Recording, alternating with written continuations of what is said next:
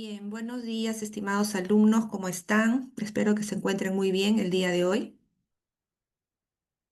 ¿Me escuchan? Bueno, buenos Yo días, doctora. buenos días, chicos. Buenos días, doctora. Sí se le escucha. Muy bien, ahora me van a ayudar a ver con las diapositivas si están, un poquitito, si van a avanzar. Ahí, ¿está avanzando? Sí, doctora. Sí, Muchis- doctora. muchísimas gracias. Vamos entonces a iniciar. Voy a cerrar acá. Ay, se me fue nuevamente. A ver, pasó algo sin querer.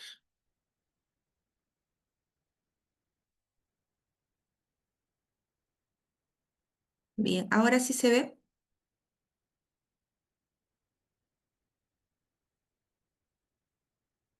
¿Se está viendo la presentación? Sí, doctora. Ya, gracias. Vamos a comenzar entonces, chicos. Si es que en algún momento no me escuchan o ven que no avanzan las diapositivas o se demora mucho en un solo sitio, me avisan, por favor. Bien, vamos a comenzar. Tenemos poco tiempo y es un tema amplio. Bueno, en este día nos convoca el tema sobre farmacología de los trastornos de la hemostasia, ¿no? Y dentro de estos fármacos que vamos a utilizar para lo que serían las alteraciones dentro de lo que es en sí toda la hemostasia. En cualquiera una de las etapas podrían haber problemas con nuestros pacientes. Es que vamos a conocer el día de hoy la terapia con la que vamos a poder tratar estas alteraciones o trastornos, ¿no? Y aquí es que donde tenemos a los anticoagulantes, fibrinolíticos, antifibrinolíticos y antiagregantes plaquetarios. Introducción, veremos lo siguiente. Cuando hablamos de los trastornos de hemostasia, tenemos que entender que los problemas pueden aparecer tanto a nivel de los vasos sanguíneos, pueden haber problemas a nivel de las plaquetas o de los factores de la coagulación, ¿no? Resultando esto como consecuencia a que nuestros pacientes podrían tener de repente algún tema de sangrado, un tipo de sangrado, ¿no? Trastorno hemorrágico. Pero también al haber una alteración en estos plaquetas, factores de coagulación, etcétera, también podría haber todo lo opuesto, ¿no? Como que es la producción de trombos, ¿no? O trombosis. Entonces, la trombosis actualmente es una de las principales causas de muerte y mortalidad a nivel mundial, ¿no? En contraste, ¿no? La parte opuesta, ¿no? Que sería la hemofilia, ¿no? Y otras deficiencias congénitas continúan siendo actualmente un reto en lo que es la salud pública. Dentro de lo que va a ser el arsenal farmacológico, disponemos, es muy amplio, la verdad está creciendo bastante y se está especializando y eso es muy bueno también, ¿no? En este caso vamos a incluir anticoagulantes clásicos, por ejemplo, ¿quiénes son los anticoagulantes clásicos? Las heparinas, por ejemplo, ¿no? Los digamos, anticoagulantes orales, en este caso, que sería el prototipo, que sería, digamos, la warfarina, que son antagonistas de la vitamina K, ¿no? Pero hay otros que han ido apareciendo, ¿no? Como anticoagulantes orales directos, ¿no? De uso creciente en la práctica clínica actualmente. Ahora, para revertir la trombosis, contamos también con fibrinolíticos potentes, ¿no? Y frente a lo que serían las hemorragias, disponemos también del opuesto, ¿no? Que serían los antifibrinolíticos, ¿no? Y concentrados de factores que vamos a ver también para poder apoyarnos en lo que serían las hemorragias, ¿no? Ahora, el conocimiento farmacológico va a ser muy importante para poder prescribir con seguridad y eficacia, ¿no? Para cualquier uno u otro problema que estamos viendo en este momento, ¿no? Por eso que en esta clase vamos a revisar estos medicamentos, ¿no? Y cómo es que se manejan, etcétera, ¿no? Para estos trastornos, de la hemostasia. Dentro de los objetivos, ¿no? De la clase vamos a revisar la fisiología básica de la hemostasia y las dianas farmacológicas, ¿no? Que es lo que nos convoca principalmente dentro de lo que es farmacología. Pero antes de entrar directamente a fármacos, tenemos que hacer una revisión, ¿no? De todos aspectos básicos de la hemostasia para tener una base y ya con eso poder abordar los fármacos. Vamos a también a clasificar y describir mecanismos de acción, ¿no? De estos tratamientos anticoagulantes, antiagregantes plaquetarios, antifibrinolíticos, fibrinolíticos, etcétera, ¿no? Y sus principales efectos adversos, ¿no? Como ya les mencioné, de estos grupos farmacológicos. Y se va a interpretar escenarios clínicos para poder elegir la terapia antitrombótica adecuada y conocer agentes, cómo se pueden revertir en el caso que los tengan, ¿no? Partimos entonces, y aquí sí voy a pedir que se concentren porque veo en clases a veces cuando tocamos estos puntos y también lo vemos en el laboratorio, a veces se suelen confundir, ¿no? Cuando hablamos de anticoagulantes, cuando hablamos de fibrinolíticos, etcétera, se tiende a confundir. Entonces vamos a repasar un poquito, como les dije, algo muy básico para poder abordar los fármacos, ¿no? Dentro de lo que sería la hemostasia, por definición, debemos recordar que es el mecanismo que va a detener el sangrado de un vaso, ¿no? Entonces, ante un vaso sanguíneo, ante una lesión, son estos mecanismos que se activan para detener el sangrado de un vaso sanguíneo, ¿no? Entonces, es un proceso que va a implicar múltiples pasos, ¿no? Interrelacionados entre sí, y esta cascada culmina en la formación de un tapón que cierra la zona dañada del vaso sanguíneo, ¿no? De esta manera se va a controlar el sangrado, ¿no? Que comienza con un traumatismo en el revestimiento del vaso sanguíneo, ¿no? Entonces, cuando hablamos de lo que es, termina con un tapón, se entiende que ya se conformó lo que vendría a ser desde el tapón plaquetario hasta la formación del coágulo insoluble que se forma finalmente, ¿no? ¿Cuáles son las etapas que involucra la hemostasia? Se divide en cuatro etapas, ¿no? Primero, ante esa lesión tisular, puede haber una constricción del vaso o una vasoconstricción, ¿no? Luego la formación del tapón plaquetario temporal, que es la primera, digamos, dentro de las primeras líneas de defensa. Después de la contracción del vaso sanguíneo, se va formando el tapón plaquetario temporal, que hasta ese momento todavía es muy débil, digámoslo así, ese tapón que se está formando, y por lo tanto el siguiente paso es la activación de la cascada de la coagulación, ¿no? Para poder ya presentarse y formar el tapón de la fibrina o el coágulo final. ¿Cuál es la función de la hemostasia? Entonces, facilita una serie de activaciones enzimáticas que van a conducir a la formación de un coágulo o trombo. Esto es importante también comenzar a identificar porque a veces vienen y que es un antitrombótico y a veces se suele confundir, se está refiriendo a las plaquetas, se está refiriendo al polímero de fibrina. En este caso le estoy poniendo tal cual se puede utilizar los términos, ¿no? Entonces nos dice que la hemostasia, su función es a la formación de un coágulo o trombo. ¿No? Se entiende que en ese coágulo o el trombo final ya está, digamos, la suma de las plaquetas que se han adherido y ha formado el primer tapón plaquetario, más todos los factores de la coagulación que se han comenzado a activar para que lleguen al polímero de fibrina. A eso se refiere, ¿no? Entonces, la función es que va, digamos, con esta serie de activaciones enzimáticas, va a conducir a la formación de un coágulo trombo, que ahí donde menciona, ¿no? Dice, tiene plaquetas, polímero de fibrina y glóbulos rojos, ¿no? Este coágulo sella la zona lesionada, controla y previene el sangrado adicional mientras se lleva a cabo el proceso de regeneración tisular. O sea, se entiende que esto es solamente momentáneo, ¿no? Hasta que ya se va regenerando los tejidos. Una vez que la lesión comienza a cicatrizar, ¿no? Ese tapón se remodela lentamente y se disuelve, ¿no? Restaurando el tejido normal en la zona dañada.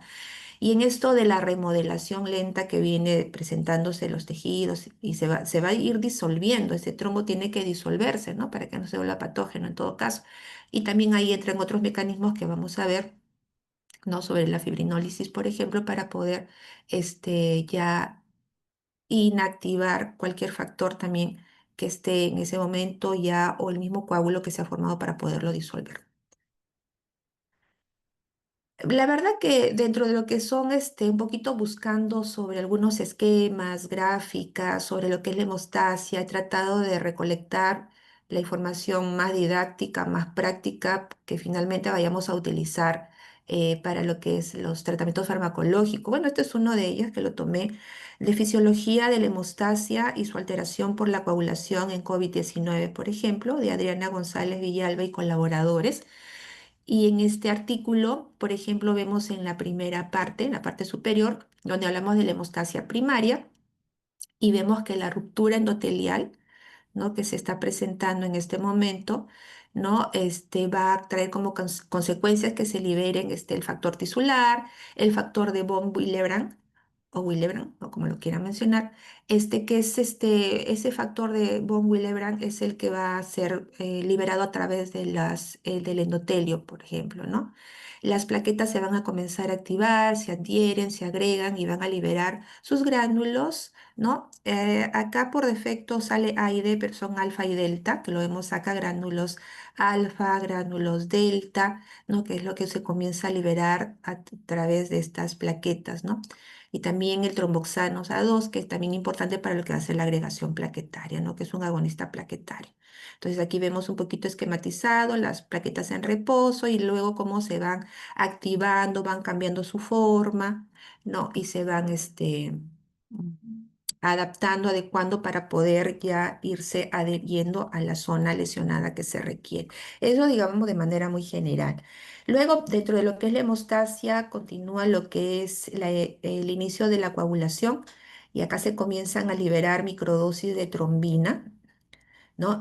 El factor tisular inicia la coagulación y luego se forman, como decía, el factor tisular inicia la coagulación, se forman microdosis de trombina que activan más plaquetas de los factores 5, 8, 11 y 13, como vemos acá, la trombina, acá todavía hay muy poca porcentaje de trombina y por eso acá como que lo grafican como al 1%, porque dentro de las funciones que tiene la trombina es activar a los factores 5 a 5 activo, ¿no? Al 11 activo, al 13 y al 8 activo, que es importante, ¿no? Porque vamos a ver que van a haber tratamientos farmacológicos que pueden inhibir, ¿no? la trombina y como consecuencia de la inhibición de la trombina, todas las consecuencias que se inhiben, ¿no? Entonces la trombina tiene su función de activar a más plaquetas, también al factor 5 a 5 activo, 11 a 11 activo, 13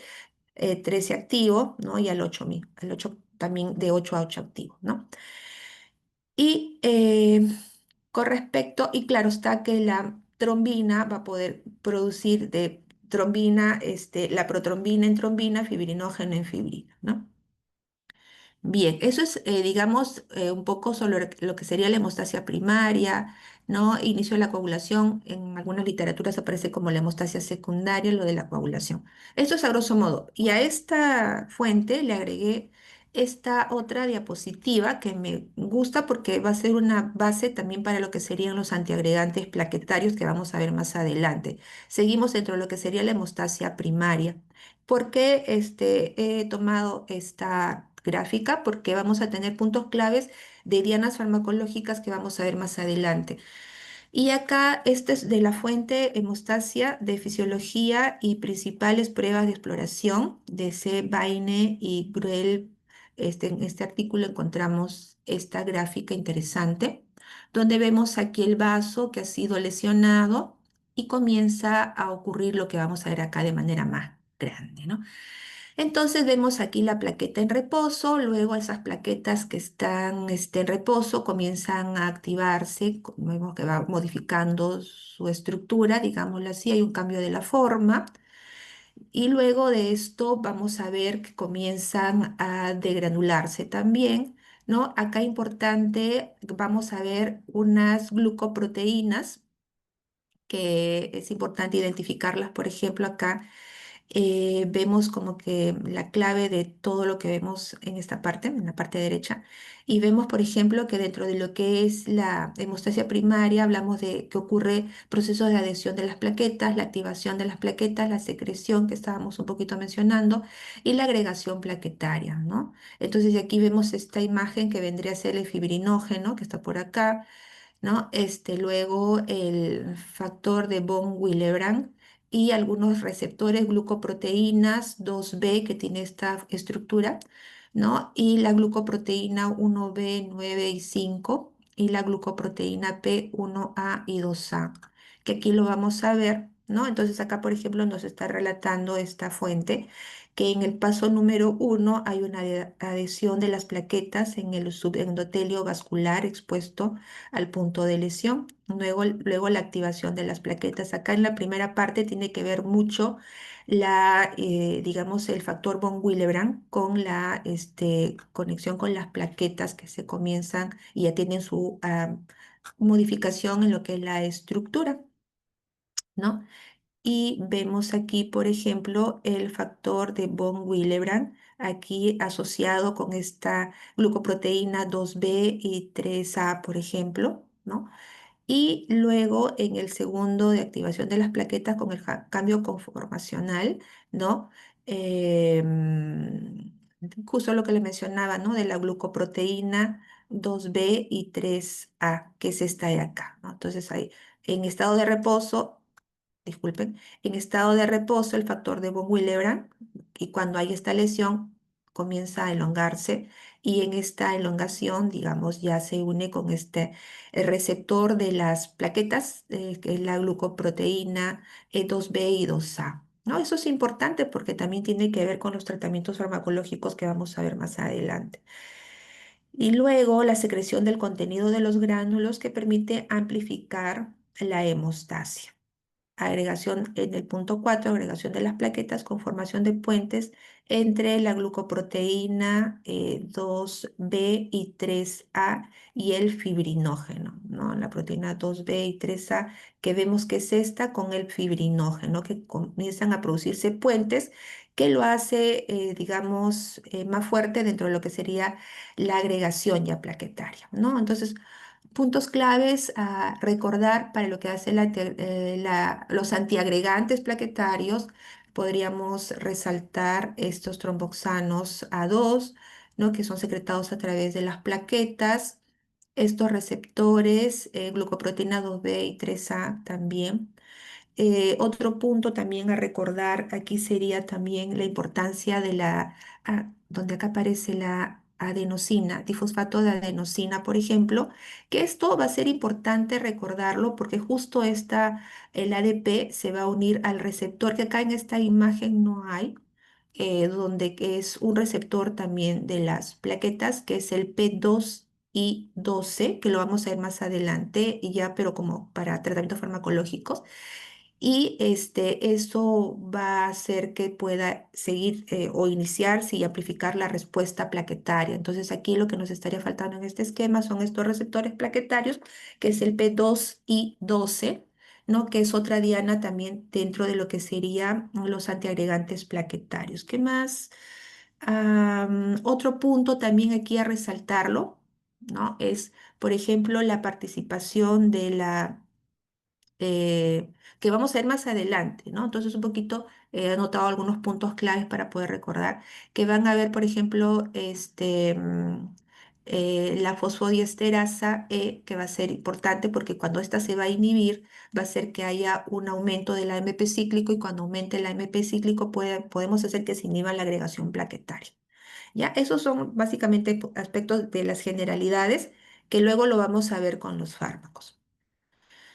Siguiendo con la fuente de fisiología de la hemostasis y su alteración por las coagulopatías en el COVID-19, ¿no? Vemos ahora, luego, dentro de lo que es la hemostasia, la propagación de la coagulación, ¿no? En esta fase se producen macrodosis, como mencionábamos hace un ratito, de trombina, que inducen la formación de fibrina, en este caso, ¿no? Protrombina, entrombina, fibrinógeno y fibrina para hacer una malla que estabilice el coágulo. Entonces ya el polímero de fibrina ya vendría a ser el coágulo ya insoluble que se logra formar, ¿no? Entonces, como dice acá, eh, esta fibrina realiza y produce una malla que estabiliza el coágulo, ¿no? Gracias al factor 13 activado, que esto es muy importante, que es uno de los últimos factores que se descubrieron, ¿no? Que le va a dar una estabilidad mayor a lo que es esta fibrina, convirtiéndola en una malla de fibrina. Luego nos dice que la regulación antitrombótica se da por la trombomodulina y las proteínas C y S y la antitrombina 3, ¿no? Que vendrían a ser ya los mecanismos de regulación para que esto no prolifere, ¿no? Entonces ahí tenemos reguladores, proteína C, S y la antitrombina 3, que también es importante la antitrombina 3 para algunos de los mecanismos de acción, en el caso, como estamos acá en lo que es coagulación, que serían para los anticoagulantes. Ujú. Y luego, dentro de lo que sería la última etapa, la fibrinólisis, que ocurre luego de que el activador de plasminógeno tisular, que es este de acá, T-PA, o la uroquinasa o urosinasa, activan la formación de plasmina, ¿no? Que vemos aquí, la formación de plasmina, que es una enzima que va a degradar al fibrinógeno formando productos derivados de fibrinógeno o degrada la malla de fibrina formando los dímeros D. La fibrinólisis puede ser inhibida también, y eso es también importante recordarlo, por el inhibidor del activador de plasminógeno 1 que vemos acá, inhibidor de plasminógeno, inhibidor del activador de plasminógeno 1 o por la alfa 2 antiplasmina. Entonces aquí, puntos claves, palabras claves, el plasminógeno se puede activar por este activador de plasminógeno tisular o la urosinasa, que a su vez puede transformar el de plasminógeno a plasmina, ¿no? Entonces, en este caso, que ayuda a lo que es la disolución ya de la fibrina, ¿no? De la malla de fibrina en sí. Entonces, es lógico entender que si nosotros podríamos hablar de tratamientos que podrían ayudar a esta disolución, sí, entonces estaríamos ahí hablando dentro de lo que es la etapa de la fibrinólisis, ¿no? Tratamientos fibrinolíticos. Y si yo no quiero, digamos, disolver este coágulo que se ha formado, entonces ahí estaríamos hablando de antifibrinolíticos, ¿no? Muy bien. Ahora veamos ya con más detalle lo que sería la coagulación, porque también va a ser una diana dentro de lo que sería ya los tratamientos anticoagulantes. Entonces, hemos visto el proceso de la hemostasia, cada una de las etapas que involucra, ya hemos estado dando algunas pinceladas, como digo yo, de los tratamientos farmacológicos que vienen. Y ahora vamos a entrar a coagulación para luego poder abordar ya también los tratamientos, ¿no? Y después, claro, antes de estos tratamientos, ver todos los trastornos que podrían ocurrir. Ahora, ¿qué es la coagulación? La coagulación plasmática lleva a la transformación del fibrinógeno en una red de fibrina que fortalece el trombo plaquetario, como que habíamos hablado, ¿no? Es un proceso que permite la interrupción definitiva del sangrado, ¿no? Con esa malla de fibrina que se forma, que habíamos comentado. Ahora, el subendotelio vascular va a ser muy rico en factor tisular de glucoproteína expresada por fibroblastos y que es el iniciador fisiológico de la coagulación. Entonces, aquí me hace recordar lo que va a ser la vía extrínseca de la coagulación, ¿no? Que es la que comienza a liberar ese factor tisular, ¿no? Las plaquetas también desempeñan un papel importante dentro de la coagulación, claro está, ¿no? Al exponer fosfolípidos, que son los que se van a utilizar, los fosfolípidos de membrana de plaquetas, para activar también y continuar la activación de la vía de la coagulación en los que se agrupan varias proteínas, enzimas, cofactores y sustratos, ¿no? Todos estos elementos son indispensables para una hemostasia normal. Estas proteínas o factores de la coagulación son en particular precursores de enzima o simógenos, que es otro término que se utiliza, sintetizados por el hígado, ¿no? Dentro de los simógenos sintetizados, ¿no? También por el hígado, y sobre todo voy a resaltar los que dependen de la vitamina K, tenemos factor 2, 7, 9 y 10, por ejemplo, ¿no? Que se convierten también en proteasas activadas después de su activación. La coagulación es de hecho una cascada de reacciones enzimáticas que lleva a la generación del factor 10 activando, ¿no? De factor 10 a 10 activado, y finalmente de trombina. Y una enzima que lamina el fibrinógeno soluble en un coágulo de fibrina que se hace en último término, insoluble bajo la acción del factor 13 que habíamos visto también hace un ratito dentro de todo el proceso de la hemostasia. Ahora, las fases de coagulación como se conocen actualmente reciben los siguientes nombres en las diferentes etapas. La fase inicial de amplificación de propagación, ¿no? En el caso de la fase inicial, el complejo del factor tisular también con el factor 7 de forma directa e indirectamente a través del factor 9 activan inicialmente al factor 10 convirtiéndolo en desactivado, ¿no? Transformando pequeñas cantidades de protrombina en trombina que son aún insuficientes para completar el proceso de formación de la fibrina. En la fase de amplificación, la trombina formada junto con el calcio de la sangre, que dicho sea de paso también las plaquetas liberan calcio, y los fosfolípidos ácidos que provienen, todo esto de las plaquetas, participan activamente en un proceso de retroalimentación para la activación de los factores 11, 9, 8 y 5, ¿no? Y de forma especial para acelerar la activación de las plaquetas. Simultáneamente, por mecanismos quimiotácticos, los factores que se han mencionado van a ser atraídos a la superficie de las plaquetas, donde tiene lugar de forma muy rápida e importante proceso de activación y multiplicación. Y la última, que sería la fase de propagación, la amplificación del proceso, ¿no? Que finalmente va a llevar a al polímero de fibrina que mencionábamos.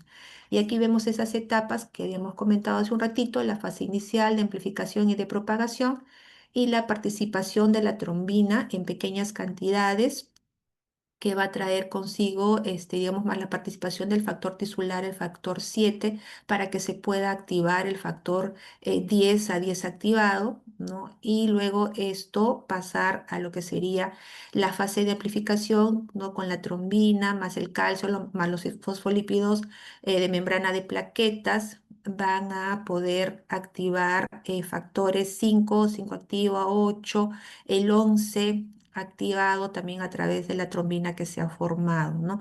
Y asimismo, también ese factor 11 activado, ¿no? Poder hacer la activación del 9 al 9 activado. Y en este caso, digamos, este proceso de amplificación, ¿no? Que trae consigo, digamos, esta conversión a protrombinasas, hace de que pueda producirse la protrombina en trombina, fibrinógeno en fibrina, y también la participación, como vemos, para que se pueda activar el factor 10 activo del 9, del 8 y del 5, ¿no? Dentro de lo que se conoce actualmente de las fases de coagulación, repito, en lo que sería fase inicial de amplificación y de propagación. Ahora, de repente nos hemos acostumbrado también, al menos yo, ¿no? Dentro de lo que es este modelo clásico, ¿no? Que veíamos de la coagulación, y en este caso lo tomé de este boletín de información clínica terapéutica y nos dice el modelo clásico de coagulación de McFarland, donde vemos, si recordamos un poco, ¿no? Desde lo que es la vía extrínseca de la coagulación ante un traumatismo, la activación del factor tisular, que va a activar al factor 7 activo, y este factor 7 activo va a activar al 7, perdón, al 10 activo, y viene la vía común de la coagulación, y por parte de la vía intrínseca de la coagulación, los factores 12 se convierten a 12 activo. Estos, al entrar en contacto con la matriz subendotelial que tienen carga negativa, hacen que se pueda convertir el factor 12 a 12 activo. Y acá también mencionan en otras literaturas que inclusive la precalicreína puede hacer que se activen más factores 12 a 12 activo. Y luego el 12 activo activa el 11 activa el 9 pero con la participación de calcio, y ese 9 activo con la participación va a activar la trombina, también recordemos que activa el 8 más este 8 activado, recién más, digamos, con los factores, en resumen, para que se pueda activar a través de la vía intrínseca el factor 10 requiere del factor 8 activado, 9 activado, del calcio más fosfolípidos de membrana de plaquetas que estamos viendo acá, se va a convertir el factor 10 a 10 activado, ¿no? Y acá con calcio, ¿no? Calcio, factor 5 activado, 10 activado, fosfolípidos de membrana de plaquetas, con todo esto en conjunto, se va a convertir la protrombina en trombina, fibrinógeno en fibrina, y con la participación del factor 13 al polímero de fibrino, la malla de fibrina ya es insoluble. Esto es importante recordarlo, chicos, porque vamos a ver algunas dianas en el caso de lo que serían los anticoagulantes frente a los factores de coagulación, que podrían ser el factor 10 activado principalmente, o de repente también a la trombina, la inhibición de la trombina, factores 10 activados principalmente, y las consecuencias de esta inhibición. No vamos a verlo en eso en un ratito. ¿Algo más que tenga que recordar aquí?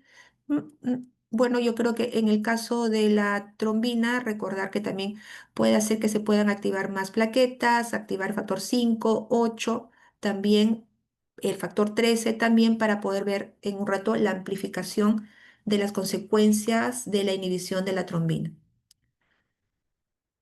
Ahora, dentro de lo que serían la contraparte, digámoslo así. Dentro de lo que sería la coagulación, es importante ver cómo es que se controlan, ¿no? Los inhibidores intrínsecos de los factores de la coagulación, porque cuando hablamos de coagulación hay que recordar que en un sistema en equilibrio donde no hay trastornos, tiene que estar en equilibrio tanto los factores procoagulantes como los anticoagulantes, ¿no? Los inhibidores intrínsecos de la coagulación son mecanismos endógenos que van a regular la activación excesiva de la cascada de la coagulación y previenen los trombos, ¿no? La trombosis. Entonces, vamos a recordar un poquito. En el caso de la antitrombina 3, es un factor, el lugar de acción y lo que se va a afectar va a ser la trombina, el factor 2 activado, los que pueden esta antitrombina 3, y lo resalto porque tiene que ver mucho con un mecanismo de acción de uno de los anticoagulantes que viene en un momento. Entonces, ya de por sí de manera endógena, tenemos, por eso son factores endógenos de la coagulación, a la antitrombina 3, ¿no? Y esta antitrombina 3 va a actuar sobre inhibiendo los factores 2 activos, factores 10, 9, 11 y 12 activados, ¿no? Se va a unir a la trombina, esta antitrombina se une a la trombina y a factores serin proteasas inactivándolos, a estos que estamos mencionando, ¿no? Su acción se potencia por la heparina y también tenemos heparina endógena, ¿no? Recordando un poquito de la degranulación también de los mastocitos, podemos liberar heparina, entonces tenemos heparina endógena, la antitromina 3 y actúan asociados de manera endógena también, ¿no?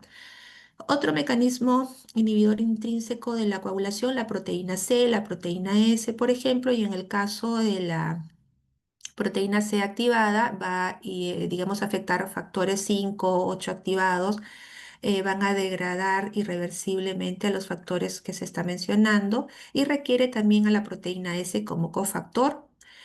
Como se menciona aquí, que es un cofactor, la proteína S de la proteína C, facilita la acción de la proteína C activada sobre los factores 5 y 8 activos. También se une a factores de la coagulación, inhibiendo parcialmente a la trombina. Otro inhibidor intrínseco sería el inhibidor de factor tisular, ¿no? Que va a afectar el factor 7 activado, tromboplastina, el complejo factor tisular, inhibe el complejo, este complejo factor tisular 7 activo y factor 10, bloqueando la vía extrínseca de la coagulación. Y tenemos también en esta parte final, ¿no? Dentro de la fibrinólisis, la conversión de plasminógeno en plasmina para que pueda actuar frente y sobre la fibrina, ¿no? Para que lo pueda disolver. La plasmina degrada la fibrina formando productos de degradación, ¿no? Esto es la fibrinólisis. El plasminógeno es el precursor activado, ¿no? Por este activador de plasminógeno tisular o la urosinasa. Este es el precursor para que pueda convertirse a través de estos hasta plasmina, ¿no? Dentro de los inhibidores intrínsecos de la coagulación. Ahora, eh, hemos visto hasta el momento estos procesos de la hemostasia en condiciones fisiológicas normales. Hemos resaltado lo que sería la agregación plaquetaria como parte de las primeras líneas, digámoslo así, porque viene la vasoconstrucción y luego el tapón plaquetario. Luego la formación del coágulo insoluble, o el trombo, que es coágulo de sangre más plaquetas, más glóbulos rojos, etcétera, ¿no? Entonces, pueden aparecer alteraciones de la hemostasia. Ahora, los trastornos de la hemostasia son afecciones que afectan la coagulación sanguínea, ¿no? Resultándolo en sangrados excesivos. Si no coagula bien mi paciente, lo que va a producir va a ser sangrado excesivo. O en el caso de trastornos tromboembólicos, en la formación de coágulos no deseados, ¿no? Entonces, o sangra por falta de factores o alteraciones de la coagulación, o en la formación de coágulos no deseados, que comienzan a presentarse coágulos que no se desean en esa persona, ¿no?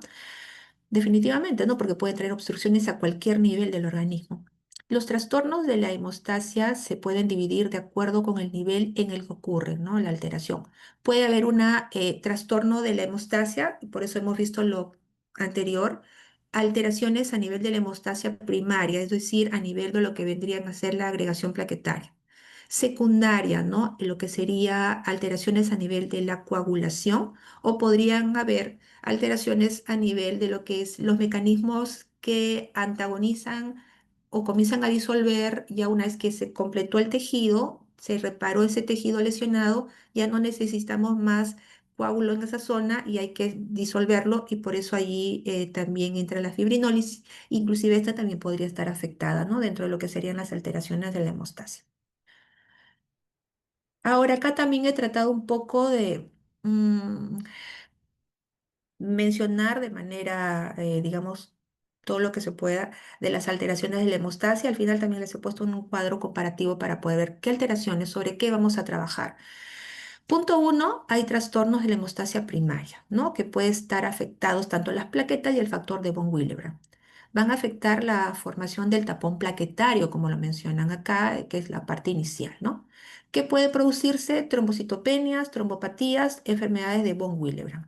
En las trombocitopenias, aquí en este caso puede haber una disminución del número de plaquetas. ¿De qué manera? Puede ser también de tipo inmune, como la trombocitopenia primaria inmune o la púrpura trombocitopenia inmune, que también se le conoce, inducida por fármacos, también puede ser eso, aplasia medular e hiperesplenismo. Claro, hay algunos tratamientos que ya hemos venido estudiando, mm, em, que pueden producir trombocitopenia, por ejemplo, como en el caso de la quimioterapia oncológica, por ejemplo, podrían presentar esto, ¿no? Trombopatías, que en este caso pueden haber defectos funcionales de las plaquetas, ¿no? Que se denominan de Glanzmann, de Bernard-Soilier, alteraciones adquiridas por fármacos, en el caso de trombopatías por el ácido acetilsalicílico, que se conoce comúnmente como la aspirina, trombopatías por clopidogrel, otro tratamiento que vamos a ver más adelante, y trombopatías por AINES, ¿no? Porque habíamos visto semanas anteriores que los AINES, al inhibir la ciclooxigenasa, pueden inhibir también lo que serían los tromboxanos A2. Ujú. Y la enfermedad de von Willebrand, defecto hereditario más frecuente. Ahora, trastornos a nivel de la hemostasia secundaria, que vendría a ser la coagulación plasmática. Aquí las alteraciones pueden estar siendo afectadas la formación de la malla de fibrina, que normalmente estabiliza el coágulo, y puede ser, por ejemplo, de tipo congénitos o adquiridos. Y en este caso tenemos, por ejemplo, la hemofilia A, donde hay un déficit del factor 8, hemofilia B, donde hay un déficit del factor 9, y deficiencia de otros factores poco comunes, pero los he traído acá, como el factor 2, 5, 7, 10, 11 y 13, por ejemplo. Puede haber trastornos de esta hemostasia secundaria de manera adquirida por un déficit de vitamina K, por ejemplo, en enfermedades hepáticas crónicas, como en el caso de la cirrosis, y inhibidores adquiridos de factores antifactor 8. 8. Ahora, pueden haber también alteraciones de la hemostasia, como mencionaba, a trastornos de la fibrinólisis, ¿no? Donde acá se altera la degradación del coágulo. Puede haber dos cosas: una hipofibrinólisis, ¿no? Entonces, un riesgo de trombosis, coágulos persistentes, o sea, no funciona, está muy por debajo del funcionamiento de la fibrinólisis. A eso se denomina la hipofibrinólisis, y en este caso hay un riesgo de una trombosis, un coágulo que persiste en el paciente. O puede haber lo opuesto, una hiperfibrinólisis, ¿no? Un riesgo de hemorragia porque, por degradación excesiva de la fibrina. Ejemplo, un déficit del alfa-2 antiplasmina, un uso excesivo de activador de plasminógeno tisular, que puede llevar a una hiperfibrinólisis, que puede llevar a una hemorragia. Ese es en cuanto al trastorno de la fibrinólisis. Pero también pueden haber trastornos mixtos o sistémicos, ¿no? Que alteran múltiples niveles de la hemostasia. Esto ya, cualquier cosa puede pasar. Puede haber una coagulación intravascular diseminada, un síndrome antifosfolípidos, una trombofilias hereditarias, por ejemplo, déficit antitrombina 3, puede pasar, ¿no? Entonces, si vemos que para algunos, y mencionamos que uno de los anticoagulantes, sí, uno de los inhibidores enzimáticos, por ejemplo, para el caso de la coagulación, la antitrombina 3, en algunas en algunos pacientes puede haber un déficit de esta enzima antitromina 3 o de proteína C o de proteína S, de factor 5 Leiden, o mutación de este gen 2021-0A, ¿no? De protrombina. Y también lo que lamentablemente ha pasado en los últimos años como consecuencia de este COVID-19, coagulopatías asociadas a sepsis o COVID-19, ¿no? Dentro de las alteraciones de la hemostasia. Aquí les he puesto ya un cuadrito como para que puedan resumir de lo que estamos viendo hasta este momento, ¿no? Bueno, lo he resaltado, hemostasia primaria y ya le he comentado hace un ratito y no me quiero demorar mucho aquí para poder abordar la parte de fármacos, ¿no? Hemostasia primaria, consecuencias, clínica característica, hemos visto ahí sangrado, puede haber sangrado mucocutáneo. En el caso de la hemostasia secundaria, también como consecuencia de esta afectación, todos los ejemplos que estoy colocando aquí puede producir también hemorragia, etcétera, etcétera, etcétera. Ya chicos, esto es como para poder hacer un resumen de lo que hemos visto hace un ratito, ¿ya? Si no, no abordamos los fármacos. Ahora, como vamos a entrar a ver en un ratito ya los tratamientos farmacológicos, es importante identificar algunos aspectos o pruebas con las cuales se debe y se puede controlar, monitorizar cómo está yendo nuestros pacientes anticoagulados, por ejemplo. Y bueno, les he traído esta tablita donde me va a dar una idea de lo que voy a mencionar a continuación ya con los fármacos, ¿no? Por ejemplo, la prueba de la tiempo de protrombina, que va a evaluar la vía extrínseca y común de la coagulación y va a evaluar factores tipo 7, 10, 5, 2 y el fibrinógeno. Los valores normales del tipo de protrombina está entre 11 a 15 segundos, dentro de lo que es lo normal. Y las alteraciones típicas puede pasar de que puede haber un tiempo prolongado, ¿no? O puede estar prolongado cuando hay un déficit de vitamina K, por ejemplo. Entonces, cuando hay un déficit de vitamina K, el tiempo de protrombina puede estar prolongado, ¿no? Por encima de los tiempos que estamos mencionando dentro de los normales. Puede estar prolongado también el tiempo de protrombina en casos de hepatopatías, anticoagulación con warfarina, como les decía, que es como para poder una prueba monitorizar si estamos bien con la dosis de warfarina o está por debajo de lo que se requiere o está muy alta el tiempo de protrombina para poder ajustar la dosificación, pero esto también va de la mano con el INR que lo vamos a ver en un ratito. Bueno, este tipo de protrombina monitorea, nos ayuda para monitorizar, como le decía, la warfarina, detectar deficiencias de factores extrínsecos.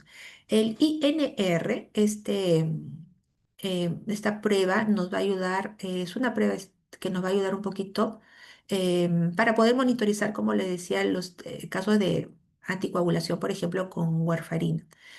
Evalúa, digamos, el estándar del tiempo de protrombina para comparar entre laboratorios. ¿Qué quiere decir? Normalmente esto no se mide con unidades, ¿no? Esto tiene que ver mucho con el tiempo de la protrombina. El tiempo del INR, digamos, normal, de una persona sana, normal, debe estar entre 0,8 a 1,2, ¿no? Y en alteraciones típicas de 2 a 3 en anticoagulación oral terapéutica. Esto quiere decir que cuando el INR está, digamos, por encima, normalmente el tiempo de protrombina es de 11 a 15 segundos, ¿correcto? Digamos, si mi paciente anticoagulado con warfarina tiene dos veces este tiempo, digamos, 30 segundos, el INR me sale en 2, significa que el tiempo de protrombina está en 30 segundos. Entonces, como está en 2, está dentro de la anticoagulación oral terapéutica. Vuelvo y repito, ¿no? Por ejemplo, tengo mi paciente con warfarina y tiene el tiempo de coagulación, el tiempo de protrombina en 30 segundos. 30 segundos, ¿no? Ahora, como lo estoy anticoagulando, yo no quiero que se formen trombos en ese paciente. Entonces vemos, el INR me sale entonces a TP de 30 segundos, me sale el INR de 2. Entonces estaríamos bien, ¿no? En este rango de 2 a 3 es para una anticoagulación oral terapéutica. Pero digamos que si mi paciente anticoagulado tiene un INR de 1, por ejemplo, entonces, por ejemplo, puede estar en 15, no TP de 15 y tiene un INR de 1. En ese caso, para mí anticoagulado no estaría correcto, ¿no? Porque ya estaría, digamos, con un riesgo de que coagule, mejor dicho, de que se puedan formar trombos. Y en ese caso no estaríamos de lo correcto. Entonces, en este caso, el INR es un control de anticoagulación con antagonistas de la vitamina K. Entonces, este es en función al tiempo de protrombina, los tiempos normales, ¿no? Y la prolongación de este tiempo de protrombina me da una idea que puede ser en alteraciones un déficit de vitamina K. Y en el caso de los anticoagulados, digamos con warfarina, el caso de la INR me va a ayudar para ver si estamos bien y si estamos por encima de este rango, estaríamos hablando de que va a haber un riesgo de hemorragia si salimos de esto, ¿no? Digamos de 4 o 5, es ya demasiado, hay un riesgo de hemorragia. Si estamos por debajo de 2, hay un mayor riesgo de trombos, de que se puedan formar trombos y tendremos que ajustar la dosis. Eso es básicamente en términos sencillos. El TTPA, que es un tiempo de tromboplastina parcial activado, que esto me ayuda, en este caso el INR para la warfarina y en el caso del TTPA para monitoreo de heparinas que evalúa la vía intrínseca y común, ¿no? Ahí vemos factores el 12, el 11, el 9, el 8, el 10, el 5 y el 2, y el fibrinógeno. El TPTA o el tipo parcial de tromboplastina activado, o el TTPA, que es lo mismo. Los valores normales aquí sí, normalmente es entre 25 a 35 segundos, ¿no? Cuando es prolongado, esto ya estamos hablando, por ejemplo, alteraciones típicas, podría ser casos de hemofilia, o podría estar alterado en anticoagulación con heparinas, podría ser por un déficit de factores de la vía intrínseca, ¿no? Con este TPTA se puede monitorizar las heparinas no fraccionadas y nos puede ayudar para lo que sería el diagnóstico de hemofilias. El TT, tiempo de trombina, la conversión del fibrinógeno en fibrina por trombina, el tiempo de valores está en 14 a 19 segundos, está prolongado en disfibrinogenemia, en hipofibrinogenemia, anticoagulación con heparina o dabigatran. Y la utilidad es que nos va a ayudar a detectar alteraciones de fibrinógeno y en presencia de inhibidores directos de la trombina. El fibrinógeno plasmático, la cantidad de fibrinógeno disponible, acá están las unidades, 200 o 400 miligramos por decilitro, está bajo esto de lo que es en coagulación intravascular diseminada, en hepatopatías graves, está alto también en inflamación y durante el embarazo, ¿no? Y utilidad clínica, evaluar riesgos hemorrágicos o trombóticos. El dímero D es un producto de la degradación de la fibrina, como habíamos visto hace un rato, dentro de lo que es la fibrinólisis activa. ¿No? En este caso, menor de 500 nanogramos por mililitros, y alteraciones, esto dentro de lo normal, y las alteraciones típicas está elevado en la coagulación intravascular diseminada, tromboembolismo venoso, en infecciones, en cáncer y embarazo, ¿no? Nos ayuda a descartar tromboembolismo venoso, alta sensibilidad y baja especificidad. Y las plaquetas, el recuento de plaquetas para ver y evaluar la hemostasia primaria. El rango normal es entre 150.000 a 400.000 microlitros. Y alteraciones típicas en trombocitopenias, ¿no? Como hablábamos en púrpura, trombocitopenia inmune, coagulación intravascular diseminada, en sepsis y en fármacos o con fármacos también, ¿no? En alteraciones, y trombocitosis reactiva. Evalúa esto de acá, los riesgos de sangrados y trombosis. Para lo que van a ser los efectos que vamos a ver a continuación en clases, en los fármacos, podríamos resaltar al tiempo de protrombina, al INR y la TPTA o TTPA, que es el tiempo de tromboplastina parcial activado. ¿Ya, chicos? Ahora vamos a esta alteración que sería la trombosis. Trombos. La trombosis es la formación de un coágulo o de un trombo, ¿ya? Dentro de un vaso sanguíneo. Y los trombos se pueden formar tanto a nivel de las arterias, de las venas o capilares. En condiciones patológicas, ¿no? Se van a formar estos trombos, como lo vemos aquí, y esto va a obstruir parcial o totalmente el flujo sanguíneo. Este trombo está adherido al endotelio, no es un coágulo libre como lo vemos acá, y puede evolucionar, puede crecer, puede organizarse o desprenderse formando un émbolo, como lo vemos aquí en la parte derecha de la diapositiva. No es una trombosis arterial, esto es una trombosis venosa que vemos aquí y estamos hablando del trombo. La hemostasia, como hemos visto normalmente, es un equilibrio, ¿no? Entre factores procoagulantes y anticoagulantes, entre lo que es la función endotelial, el flujo sanguíneo y la fibrinólisis, ¿no? Esta hemostasia normal evita la trombosis en condiciones normales. Ahora vamos a ver los tipos de trombosis.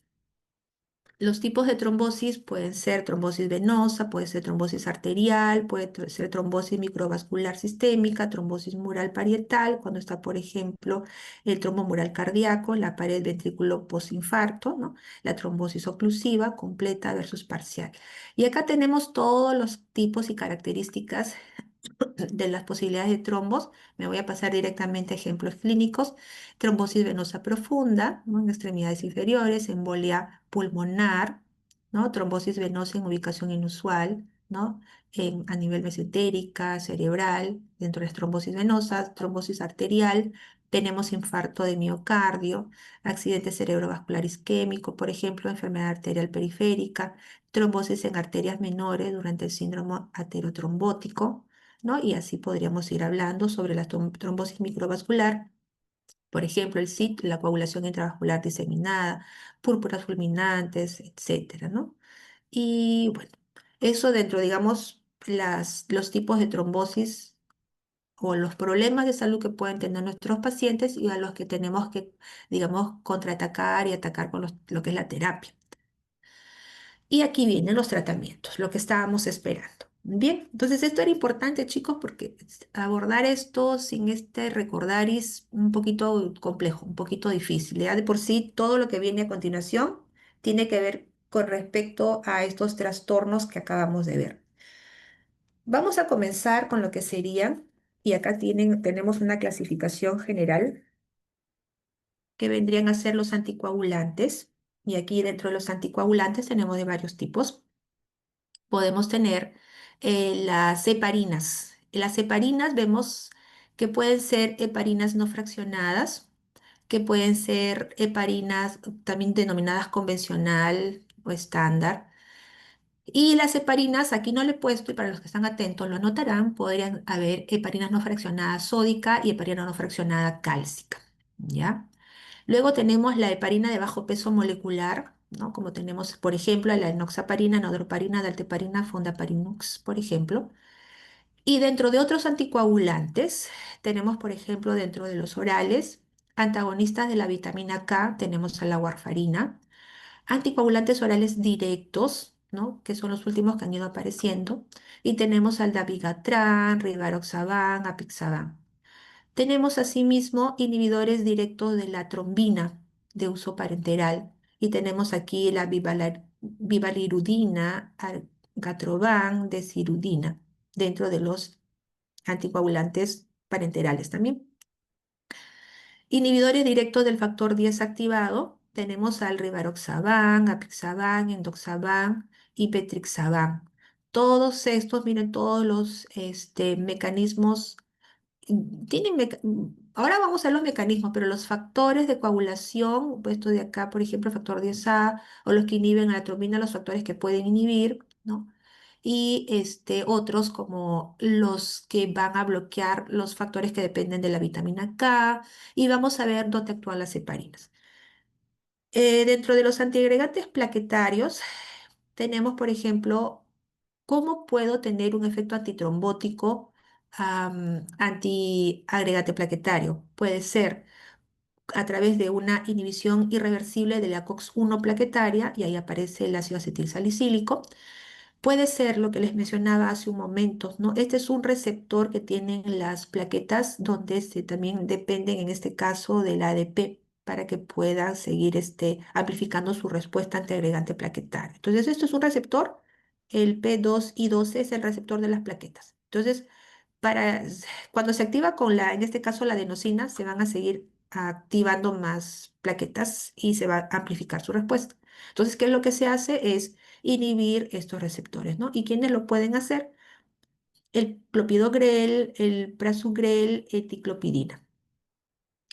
La inhibición de la fosfodiesterasa E, ¿no? Como habíamos mencionado en el caso de la fosfodiesterasa E, al inhibir la fosfodiesterasa E, lo que va a hacer es que aumente el AMP cíclico y el aumento del AMP cíclico va a reducir lo que es la agregación plaquetaria.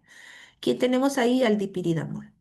Y estos inhibidores de estas glucoproteínas, estos receptores que hablábamos hace un rato de las plaquetas, inhibidores de la glucoproteína 2B y 3A, es una diana también terapéutica para inhibir lo que es la agregación plaquetaria.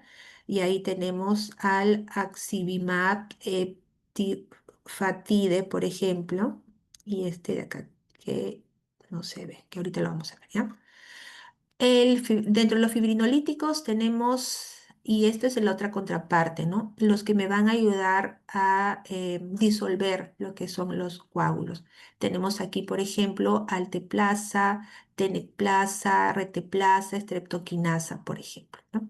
Y dentro de los antifibrinolíticos, lo que hacen opuesto a la respuesta, digamos, para no disolver, digamos, esos coágulos o esos trombos, tenemos aquí el ácido tranexámico, el ácido aminocaproico y dentro de los otros agentes que se pueden tener dentro de los tratamientos, tenemos agentes hemostáticos tópicos que van a promover la hemostasia. Y aquí tenemos agentes hemostáticos mecánicos o pasivos como la gelatina absorbible, el colágeno microfibrilar y agentes hemostáticos activos, ¿no? Como la trombina tópica. Ahora, lo he puesto acá como un apartado, pero esto como que tiene que ver mucho con estos antagonistas de la vitamina K, ¿no? Para revertir lo que es la anticoagulación, ¿no? Lo voy a mencionar allí también, y acá lo he puesto como un apartado, que son reversores de la anticoagulación. Si yo tengo una warfarina que es un antagonista de la vitamina K, ¿no? Nosotros también podríamos tener como opciones vitamina K o a la protamina, que sería como una opción, el tratamiento antídoto de lo que serían las heparinas no fraccionadas. Y dentro de los antihemofílicos, concentrados de factor 8, concentrados de factor 9, dependiendo de qué tipo de hemofilia se trate. Ujú. Bien. Ujú. Acá, bueno. En el caso de los anticoagulantes, ahora lo que viene a continuación son los tratamientos antitrombóticos. Entonces, antitrombóticos, porque acá siempre viene la confusión, eso no es antitrombótico. Bueno, antitrombóticos pueden ser tratamientos que van a actuar sobre lo que sería el coágulo, o sea, la malla de fibrina, o antitrombóticos, ¿no? Que van a afectar lo que es el trombocito, la plaqueta, la agregación plaquetario, los antiagregantes plaquetarios. Entonces, estaría bien si yo digo que es un antitrombótico, un antiagregante plaquetario, sí. Estaría bien si decimos que es un antitrombótico, se podría considerar los anticoagulantes, sí. ¿Correcto? Para partir de allí. Y vamos a trabajar con los que habíamos mencionado hace un momento. Vamos a ver cómo vamos en tiempo. Estamos más o menos. Bien, dentro de los antitrombóticos, en este caso anticoagulantes, vamos a ver, ¿quiénes son los anticoagulantes? Estos son fármacos que previenen la formación o extensión de los trombos, o sea, de los coágulos, ¿no? Al interferir en las distintas fases de coagulación sanguínea. Estos previenen esta formación o extensión de los trombos, ¿ya? No hablamos que disuelven, sino que previenen la formación de los coágulos sanguíneos. Su acción no disuelve el coágulo, como lo estoy mencionando, pero evita su crecimiento y la aparición de nuevos episodios trombóticos. Debido a su estrecho margen terapéutico, sobre todo para uno de ellos, va a requerir monitorización, y me estoy refiriendo básicamente a la heparina no fraccionada, ¿no? Requiere monitorización cuidadosa y conocimiento profundo de sus interacciones y riesgos hemorrágicos. el avance de los anticoagulantes directos, que son los últimos grupos que han ido apareciendo, ha mejorado ¿qué cosa? Su seguridad y el control terapéutico. Aunque los clásicos tipo heparina, tipo warfarina, continúan siendo pilares en la práctica médica porque son los que más se conocen, o sea, tienen ya utilización de años y ya se sabe lo que puede pasar, ¿no? Es más predecible, se sabe lo que puede venir. Los nuevos estamos, como ya hemos visto, farmacovigilancia, se están conociendo y bueno, por eso se refiere que son todavía los pilares dentro de lo que es la terapia. Antes de iniciar un tratamiento antitrombótico, es esencial hacer una evaluación hemostática basal, ¿no? En este paciente, que puede incluir recuento de plaquetas, de hemoglobina, de hematocritos y perfil de coagulación, ¿no? El perfil de coagulación, acá lo hemos ya unificado, el tiempo de protrombina, el INR y el tiempo parcial de tromboplastina activada, ¿no? Dependiendo con qué se está anticoagulando, ¿no? Entonces, si se va a anticoagular con heparina, warfarina, etc. Para monitorizar la warfarina mediante el INR y la heparina mediante el TPTA, ¿no? Respectivamente. Este monitoreo permite ajustar las dosis de estos tratamientos, ¿no? Para lograr la eficacia terapéutica y minimizar el riesgo de sangrado. Y aquí vemos también un poquito una imagen general de dentro de las fases de la coagulación de iniciación, propagación y actividad de la trombina, que va a convertir fibrinógeno en fibrina y todos los factores que intervienen. Y aquí los lugares de acción, en el caso de la warfarina, el mecanismo anticoagulante, que es un antagonista de la vitamina K, y por eso acá se está resaltando em, los factores de los cuales depende la vitamina K2, 7, 9, 10, ¿no? Que va a actuar a nivel de la proteína C, por ejemplo, dotrecognina alfa, ¿no? Rivaroxaban en el factor 10, apixaban en el 10 activado, fondaparinux, ¿no? Que este es su tipo de parina sobre el 10 activado y con la participación de la antitrombina 3. Y así la heparina no fraccionada, con la participación de la antitromina 3, puede inhibir la heparina no fraccionada al factor 10 activado y 2 activado principalmente. Y la heparina de bajo peso molecular, con la participación de la antitrombina 3, principalmente va a inhibir al factor 10 activo más, mucho más que el factor 2 activo. Por eso se dice que principalmente el 10A, poco lo que sería la 2 activado o la trombina. Y bueno, tenemos a los que pueden inhibir directamente la trombina, al dabigatran, al cimelacatran, por ejemplo, que directamente inhiben a la trombina. Ya. Esos serían dentro de los mecanismos de acción de los anticoagulantes en general. Ahora entremos a los anticoagulantes que son las heparinas. Ahí vemos algunos ejemplos. La heparina sódica em, y la heparina enoxaparina, ¿no? Dentro de la de bajo peso molecular. Bien. Entonces, las heparinas son anticoagulantes parenterales esenciales para prevención y tratamiento de fenómenos tromboembólicos, ¿no? Para eso se utiliza. Su acción se va a basar en potenciar la actividad de la antitrombina 3, un inhibidor fisiológico de los factores de coagulación, especialmente la trombina y el factor 10 activado. Ahora, en el caso de lo que veíamos hace un rato en los inhibidores endógenos, hablábamos ya de la antitrombina 3 y de la heparina endógena. En este caso es como que muy parecido, ¿ya? Pero el tema es que el poder de catalizar de las heparinas exógenas es aproximadamente 1000 veces más la cataliza a la antitrombina 3 y por lo tanto esas mil veces más tiene la capacidad de inhibir factores de coagulación ya activados. Ya esa es la diferencia con respecto a la antitrombina 3 heparina endógena versus antitrombina 3 con estas heparinas exógenas, pueden ser las no fraccionadas y las de bajo peso molecular. La heparina no fraccionada va a ser una mezcla heterogénea de polisacáridos sulfatados, peso molecular promedio. Puede haber pequeñas variaciones entre una y otra literatura. Yo he agarrado esta de acá, donde nos dice que el peso promedio en Dalton sería entre 3000 a 30.000 Daltons. Y preferentemente la heparina no fraccionada sódica es por vía endovenosa de preferencia. Yo sé que estábamos viendo acá que de repente dice intravenosa y subcutánea, pero la verdad es que la heparina no fraccionada sódica es muy, muy dolorosa. ¿no? Entonces es preferible administrarle a través de la vena intravenosa, que va a ser menos irritante que si se colocara subcutánea, como lo dice por acá. Entonces, esto es lo que vamos a marcar. Heparina no fraccionada sódica, vía intravenosa, y la heparina no fraccionada cálcica, esa sí es la subcutánea, ¿ya? La heparina no fraccionada cálcica es la que va por vía subcutánea.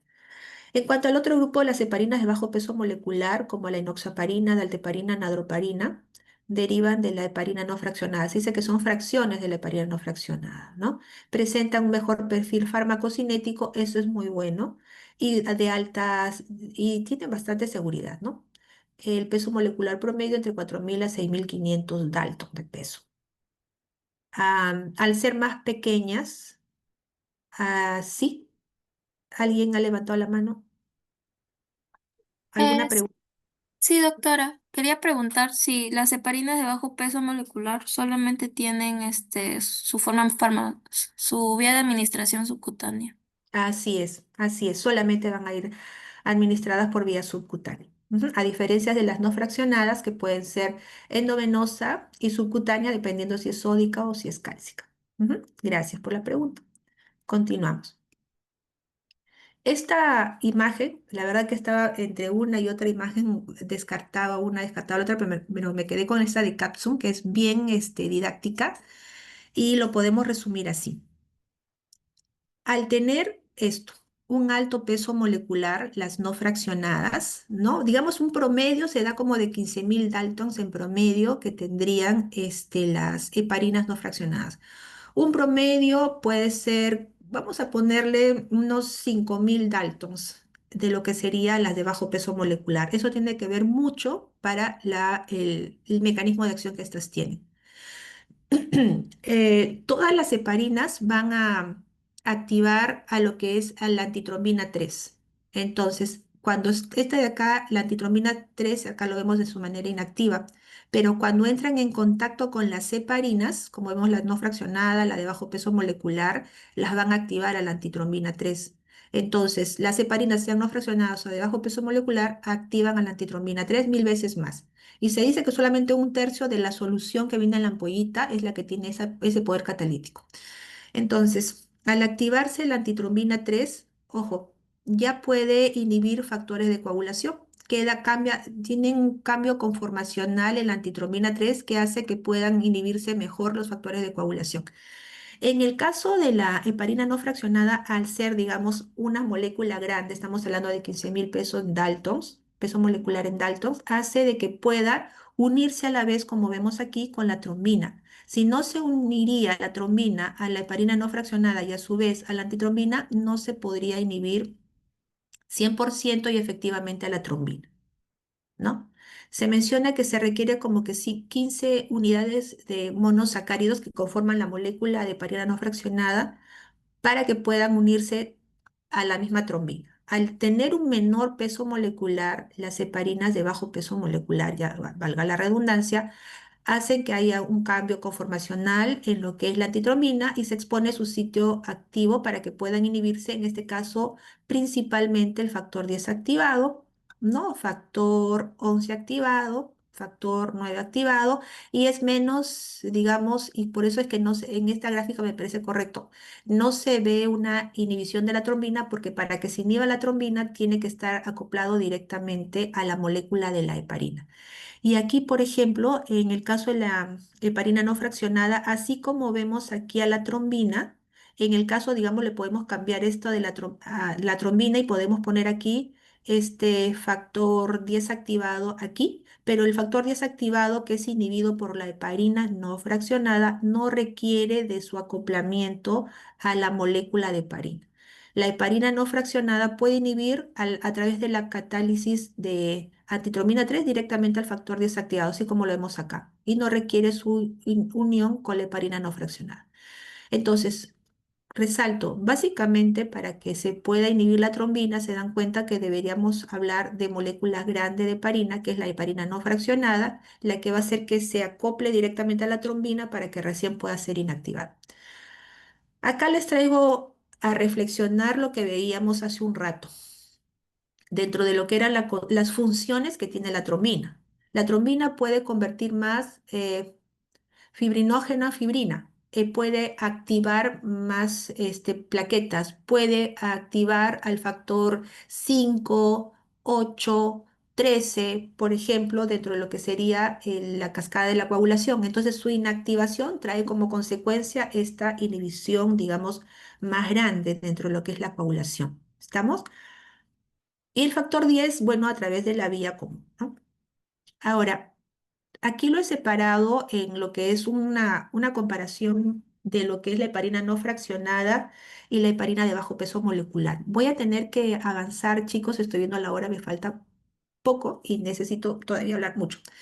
A ver, voy a resaltar, por favor, por temas de tiempo. He tratado de hacerlo más didáctico, más asimilable. Le voy a pasar las diapositivas. Me ha tomado bastante trabajo, pero con mucho gusto. Es muy bonito, muy interesante este tema y he tratado de ponerles así bien ordenadito para que también se puedan guiar. Yo sé que en la clase me está quedando muy corta.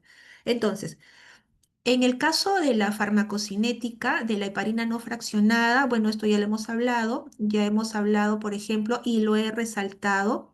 Esto, miren, y acá mismo lo dice, de preferencia para la heparina no fraccionada, la sódica intravenosa, la cálcica subcutánea y la absorción va a ser variable por lo mismo. Imagínense entre que yo administro una heparina de 15.000 Daltons en peso por vía subcutánea, o sea, la absorción es la permeabilidad de los fármacos depende también del peso del fármaco. Mientras más grande, la absorción es más variable, o sea, vamos a ver lo poco que podría llegar. A diferencia de las de bajo peso molecular, como vemos acá, dice que la vía de administración subcutánea principalmente, ¿no? Y la absorción, ¿por qué? Va a ser más predecible. Y estábamos hablando de un promedio, digamos, de 4.000 Daltons en peso molecular. Eso va a hacer que se pueda permear mejor y por eso se dice que la absorción es más predecible que las otras que son más grandes. ¿Ya? En este caso también es importante, por ejemplo, vemos acá una biodisponibilidad de un 30-70% aprox, dependiendo del tipo de la cepa. En general, esto es en general, no hace una diferencia específicamente. Esa es una biodisponibilidad, en este caso, por la vía subcutánea de un eh, 30-70%, ¿no? Entonces lo han agarrado, digamos, en este caso, para lo que sería las heparinas no fraccionada cálcica, pero también la biodisponibilidad de la endovenosa también es baja, le puedo decir. Yo ahora les voy a explicar por qué. Esto sería 30% inclusive también para la vía endovenosa, ¿no? Y el 85 a 99% de biodisponibilidad para la de bajo peso molecular. En el caso de la unión a proteínas plasmáticas y endotelio, es alta para la no fraccionada, genera una variabilidad en el efecto anticoagulante, es baja. El sistema de eliminación, estoy pasando a lo que es el sistema de eliminación. En el caso de la no fraccionada, a nivel de a nivel del sistema retículo endotelial y renal. Y en este caso, principalmente renal. A ver, esto sí necesito mencionarlo. Tenemos una heparina no fraccionada sódica, por ejemplo, y les digo, sí, está bien que tenga una biodisponibilidad hasta de un 30%. Lo que estamos viendo en este momento es algo diferente a lo que hemos aprendido desde la primera semana en el curso, cuando veíamos y partíamos de lo básico, decíamos, los fármacos que se administran por vía endovenosa tienen un 100% de biodisponibilidad. Correcto, se aplica para la mayoría, pero hay excepciones, como es el caso de estas heparinas no fraccionadas. Porque al ingresar inclusive por vía endovenosa, nos dice la parte o el lugar, o sí, el lugar donde se pierde o comienza a perder su actividad, los fármacos pueden ser por su metabolismo o por su eliminación. Y en este caso vemos, y aquí es importante también mencionar lo siguiente, que no está acá, pero pido que lo anoten. En el caso de las heparinas tienen una alta carga negativa. ¿Correcto? Mientras más electronegativas son, más, digamos, se acoplan a las células endoteliales. Estamos hablando de 15.000 pesos en Daltons, por lo tanto son grandes y se van a acoplar más con las células endoteliales, ¿no? Entonces, al haber ese acoplamiento a nivel de las células endoteliales, lo que va a hacer es que ahí va a encontrar el sistema retículo endotelial y ahí es donde comienzan a eliminarse. Entonces, al ser moléculas grandes, las no fraccionadas, y adherirse a lo que es el endotelio, ¿no? Son más electronegativas, comienza la eliminación a nivel del sistema retículo endotelial. En el caso de las de bajo peso molecular, son electronegativas, pero son menos electronegativas. ¿Por qué? Porque estamos viendo acá el tamaño de la molécula. Entonces, por eso nos dice que acá la eliminación es principalmente a nivel renal. ¿Correcto? Entonces, ya esto, vamos a resaltar acá, esto también es muy, muy importante. En el caso de la monitorización, las de bajo peso molecular no van a requerir monitorización. Las que sí requieren son las de heparinas no fraccionadas. Acá hay que monitorizar el tiempo parcial de tromboplastina activado. El efecto se controla con esta prueba y lo normal aproximadamente de una persona normalmente coagula, digamos, entre 25 a 40 segundos. Y cuando está anticoagulado con heparina no fraccionada, no debe pasar de 2 veces a 2,5 veces más este tiempo de coagulación. Si está en este rango, estamos perfectos, ¿no? Porque es, digamos, lo que se quiere desde el punto de vista clínico, ¿no? Para evitar la formación de esos trombos. Pero si pasa, digamos, el tiempo de coagulación triplicó, cuadriplicó, entonces ahí, o sea, ya no está coagulando en el rango requerido. Entonces ya no está ni coagulando. Eso lo vamos a ver también en el laboratorio. Y al superar 2,5 veces más este tiempo normal de coagulación, podría haber riesgo de hemorragia. ¿Ya? La contraparte, y acá creo que también lo he puesto, la farmacodinámica. Bueno, ya hemos hablado del mecanismo de acción, no voy a entrar en mucho detalle allí. La relación antifactor 10, antitrombina 1 a 1, y aquí es predominantemente 10 activas. Le pone como que de 4 para inhibir el factor 10 y de 1 nada más para la trombina. Entonces, de 4 a 1, por eso que no es muy significativo la inhibición de la trombina para el caso de la heparina de bajo peso molecular. El riesgo de trombocitopenia inducida por heparina, esto HIT, donde vean HIT, recuerden trombocitopenia inducida por heparina, riesgo mayor de 1 a 5%, es un riesgo menor, menos del 1%, ¿no? El antídoto, y esto de la trombocitopenia tiene que ver básicamente por la inhibición de la trombina, ¿ya? El antídoto, protamina, neutraliza el efecto de la heparina no fraccionada, que es el sulfato de protamina. Se utiliza 100 unidades, o para 100 unidades de heparina se utiliza 1 miligramo de protamina. En el caso de la heparina de bajo peso molecular, es parcial. O sea, y aparte como que la protamina es el antídoto para evitar este RAM principal que es la hemorragia, ¿no? Acá podría haber, pero es menos probable, ¿ya? Por eso es que en ese caso se requeriría antagonizar la hemorragia producida por heparina con la hemorragia por heparina con la protamina, ¿ya? Y bueno, ahí vemos algunas interacciones, algunas contraindicaciones, y en los usos los voy a resaltar con tiempo, chicos, algunos puntos nada más.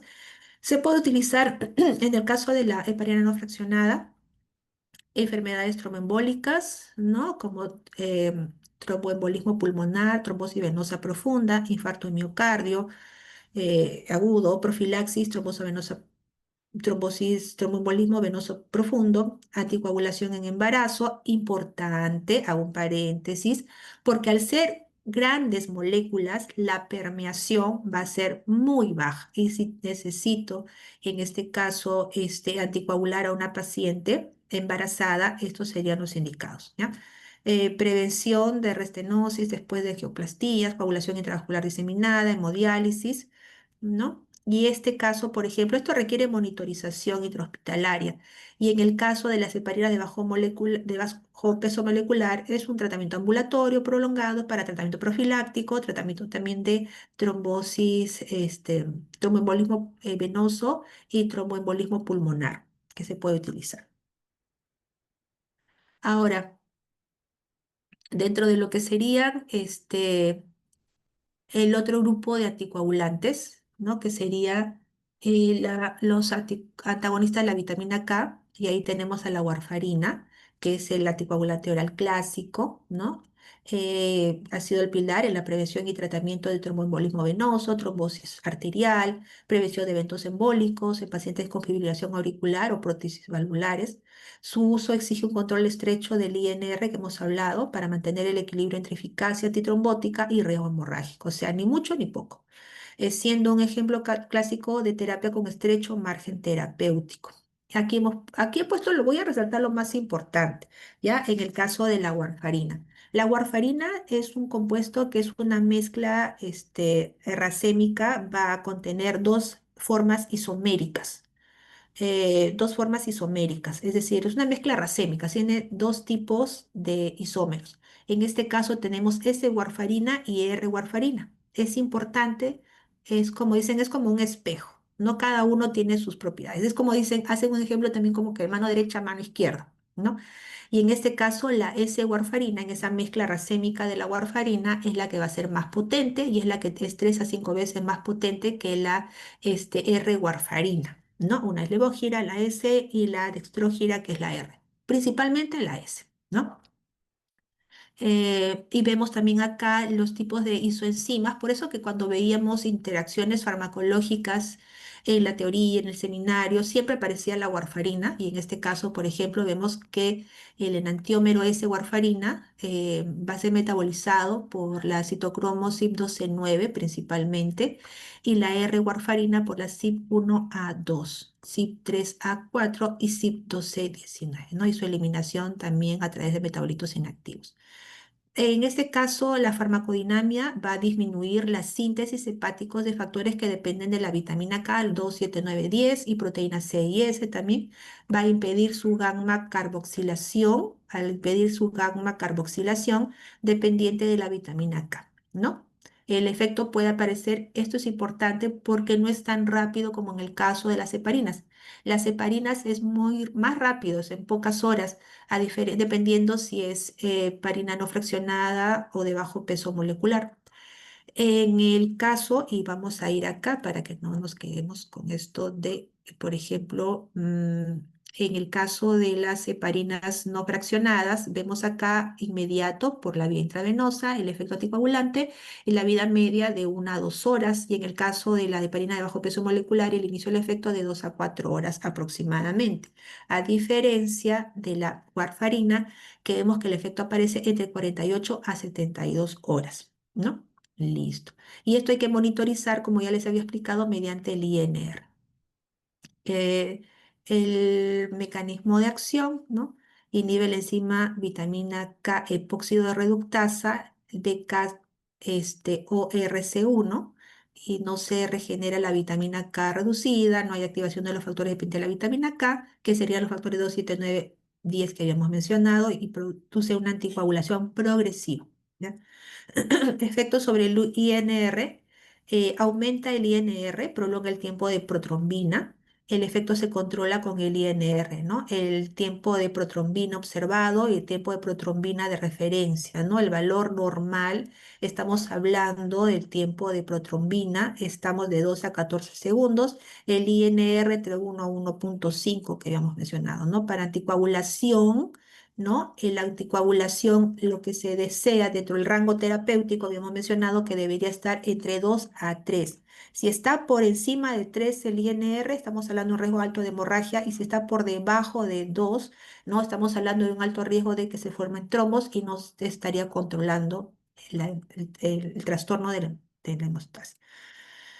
Bueno, esto es de una manera reducida lo que ya habíamos venido hablando, ¿no? Hablamos acá de la mezcla racémica de la warfarina, ¿no? De la S-I-R. S-warfarina es más activa, ya lo habíamos mencionado. Bloquea el epóxido de reductasa que codifica el gen, el BKORC1. A este nivel va a producirse. Esto a su vez inhibe que se carboxile, digamos, inhibe la carboxilación gamma, es decir, evita que pase la vitamina K oxidada a vitamina K reducida, y al no haber esta vitamina K reducida, también va a afectar esto de la glutamil carboxilasa gamma, lo cual no va a hacer que se pasen los prosimógenos no funcionales que dependen de la vitamina K, que son los prosinógenos 2, 7, 9 y 10, que no se vuelvan funcionales a 2 activo, 2 7 9 10 activo. Eso es lo que básicamente menciona. Entonces, aquí viene la inhibición de la vitamina, de la warfarina en este ciclo de la vitamina K, ¿ya? De manera resumida. Los aspectos clínicos, ¿cuál es la principal RAM de la warfarina? Puede producir hemorragia, ¿no? Riesgo relacionado a un INR elevado, ¿no? Y entre otras, necrosis cutánea, púrpura violeta del dedo, teratogenicidad. Por eso es que está contraindicado. Si yo necesito un anticoagulante, tengo heparinas, tengo warfarina, no le voy a dar warfarina porque tiene una alta probabilidad de teratogenicidad, sí le puedo dar heparina. ¿Ya? Entonces ahí vemos los usos: trombosis venosa profunda, embolia pulmonar, no prevención de accidentes cerebrovasculares, por ejemplo. Está contraindicado en embarazo y eso es bueno también volver a resaltar, ¿no? Interacciones relevantes, ahí he puesto algunas. Y necesito pasar a lo siguiente. Ahora, ¿qué pasa, digamos, si es que hay un tema de que ya el INR está muy alto? ¿No? Hay que suspender inmediatamente la administración y su antídoto principal es la vitamina K o fitomenadiona o filoquina o la filoquinona, ¿no? Restaura la síntesis de factores de coagulación que dependen de la vitamina K. Otro antídoto, digamos, el antídoto principal va a ser esto. Y también puede ser plasma fresco congelado o concentrado de factores de la coagulación. Otro grupo, tenemos a los anticoagulantes directos orales, ¿no? También llamado ACOTS, DOACs, NOACs, que son anticoagulantes orales directos. Son fármacos que se han diseñado para inhibir de forma directa y específica enzimas claves de la cascada de coagulación, ofreciendo un efecto anticoagulante más predecible que la warfarina, como habíamos visto hace un ratito, sin necesidad de monitorizar de manera rutinaria el INR. ¿A quiénes tenemos acá? Al dabigatran, al rivaroxaban, al apixaban, todos los que terminan, bueno, principalmente apixaban, rivaroxaban, el dabigatran, que es el otro, ¿no? En este caso, su blanco de acción directamente van a inhibir, en el caso del dabigatran, a la trombina, en el caso del rivaroxaban, al factor 10 activo, va a inhibirlo directamente, y igual en el caso del apixaban, ¿no? Al factor 10 activado. Aspectos importantes: inhibe la conversión del fibrinógeno a fibrina. Claro, al inhibir a la trombina es la que se encarga de convertir el fibrinógeno en fibrina. Y si está inhibida la trombina, ya no hay esta conversión. Al bloquear el factor desactivado libre y unido, evita la generación de la trombina, ¿no? En este caso, bloquea la cascada de la coagulación a nivel de la vía común, no se va a convertir por trombina en trombina, ¿no? Entonces inhibe de esa manera la trombina. Algunas RAMs, hemorragias, dispepsia, hematuria, ¿no? En este caso, el rivaroxaban también podría traer hemorragias, aumento de las transaminasas, ¿no? En el caso del apixaban, miren, es muy parecido en la inhibición, en este caso el factor 10, pero en el caso entre el rivaroxaban y el apixaban, las hemorragias son menos frecuentes, ¿no? Y puede presentar una anemia leve. Ujú. Y vemos acá algunas de las interacciones. En el caso de la CYP3A4, eh, eh, la P-glucoproteína, que sería una interacción que tiene, digamos, este rivaroxaban con el ketoconazol, porque van a utilizar el mismo sistema con la rifampicina también. ¿Ya? En el caso de las ventajas clínicas, no van a requerir INR, el efecto es rápido, sus dosis únicas diarias tienen un perfil más estable, correcto, y menos riesgo de hemorragias. Ujú. El inicio, para ver, cuando decimos que es más rápido, estamos hablando de 1 a 2 horas, por ejemplo, el inicio de efecto del dabigatran. En el caso del rivaroxaban, de 2 a 4 horas, y de 3 a 4 horas en el caso del apixaban, a diferencia de 48, 72 horas que hablamos para la warfarina.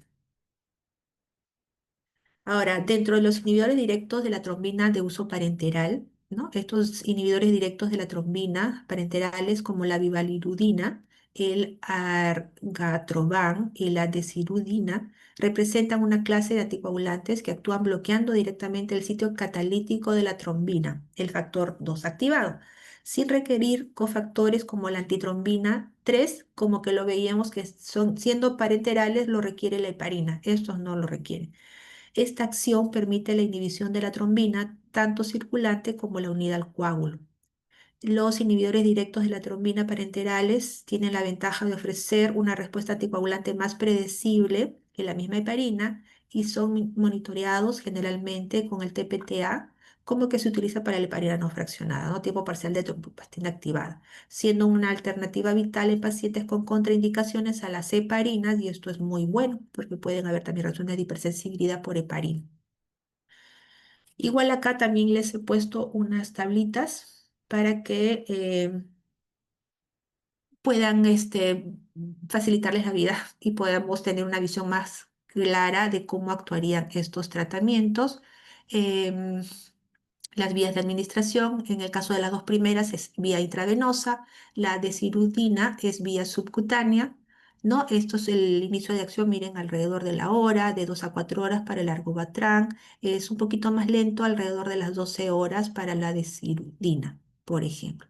El tipo de metabolismo, proteólisis renal parcial, esto es a nivel hepático, y las tipo de isoenzimas de las cuales requiere, importante porque estas son las que tienen interacciones y en este caso de la diaciludina es una ventaja porque no tiene este tipo de metabolización que requiere, digamos, el catroban, que podría traer interacciones farmacológicas. ¿Qué más podemos resaltar? En todos los casos se requiere de una monitorización del tiempo parcial de tromboplastina activada, ¿no?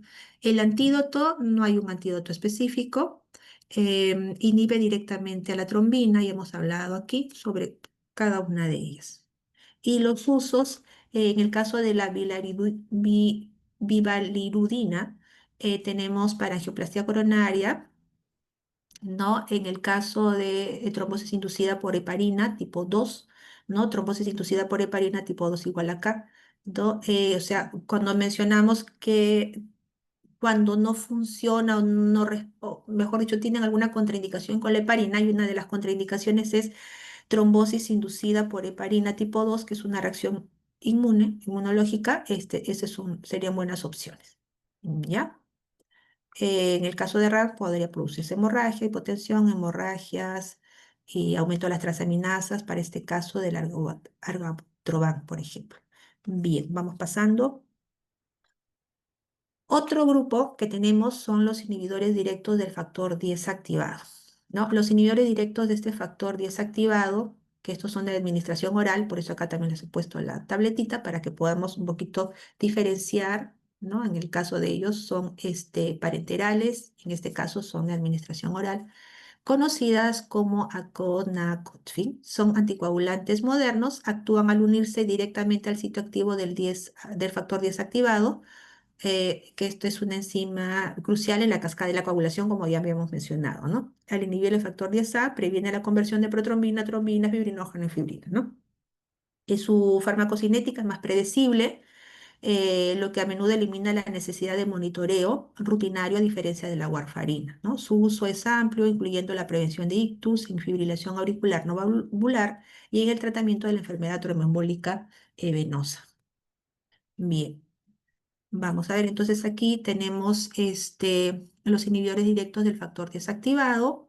He puesto acá algunos aspectos importantes en cuanto a su farmacocinética, ¿no? Y estamos viendo aquí, por ejemplo, el tiempo de vida media de 5 a 13 horas. Como he mencionado, todos son de administración oral, tienen una alta biodisponibilidad. Miren, la del Rivaroxaban, 80 a 100% de biodisponibilidad, siendo oral, y eso es importante, ¿no?